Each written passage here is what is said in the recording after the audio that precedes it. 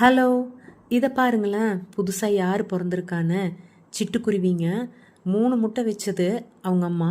ஆனால் 2 அணத்தை அதே கீழே தள்ளி விட்டுருந்தது.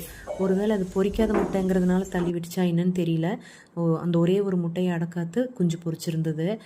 நான் துணி காய போடுற கொடியில் தான் இந்த கூடு வச்சுருக்கேன் அவங்க அம்மா. நான் காய போட வரும்போதெல்லாம் அது பறந்து ஓடிடும். ஆள் நடமாட்டம் இல்லாத சமயத்தில் தான் மறுபடியும் கூட்டுக்கு வரும். அதே மாதிரி தான் ஒரு தடவையும் பண்ணிகிட்டு இருந்துச்சு. பார்த்தேன், பாவமாக இருந்தது அவங்க அம்மாவை பார்க்குறதுக்கே. அப்புறம் பக்கத்தில் எல்லாத்தையும் கொஞ்சம் பழைய துணிகள் எல்லாத்தையும் போட்டு அதை கொஞ்சம் சேஃபாக ஃபீல் பண்ணுறதுக்கு நான் போட்டு வச்சுருந்தேன்.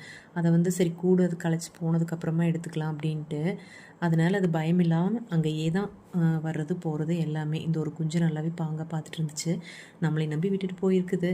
திரும்பி வந்து என் கையில் இருக்கிறத பார்த்துச்சுன்னா கெட்ட கெட்ட வார்த்தையில் அவங்க அம்மா திட்டிடும். அது வரதுக்குள்ளே அப்படியே உள்ளே வச்சுட்டு கிளம்பலாம் அழுங்காமல்.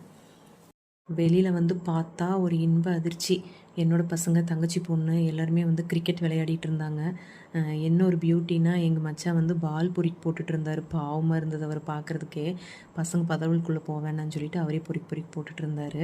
சரி, அவருக்கும் ஒரு நல்ல எக்ஸசைஸ் தான் அது அப்படின்ட்டு விட்டாச்சு. என்னென்னா, சில சமயம் பார்த்தா வீட்டில் இருக்கிற எல்லாரும் 3 பேர் இருந்தாலும் சரி, 4 பேர் இருந்தாலும் சரி, ஆளுக்கு ஒரு மொபைலை வச்சு கையில் உட்காந்துக்கிறோம்.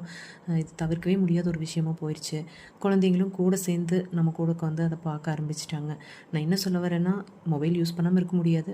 அட்லீஸ்ட் குழந்தைக்கு முன்னாடியாவது நம்ம யூஸ் பண்ணுறத கொஞ்சம் கம்மி பண்ணிக்கலாமோன்னு தோணுது. நானும் இனிமேல் ட்ரை பண்ணுறேன். அப்புறம் பக்கத்தில் இருக்கிற டிபார்ட்மெண்ட் போய் கொஞ்சம் திங்ஸ் எல்லாம் வாங்க வேண்டியது இருந்துச்சு. நான் கிளம்பிட்டேன். அம்மா அப்பா இருந்தாங்க, பசங்களை பார்த்துக்குவாங்க. நானும் போனோடனே வர வேலை தான்.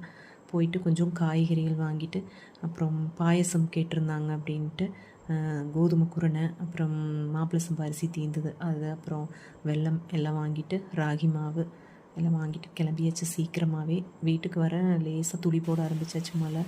அம்மா நல்லா சூடாக பஜ்ஜி போட்டு வச்சுருந்தாங்க. ஸோ இந்த நாள் ரொம்ப சூப்பராக போச்சுங்க. நெக்ஸ்ட் வீடியோவில் பார்க்கலாம். பாய்.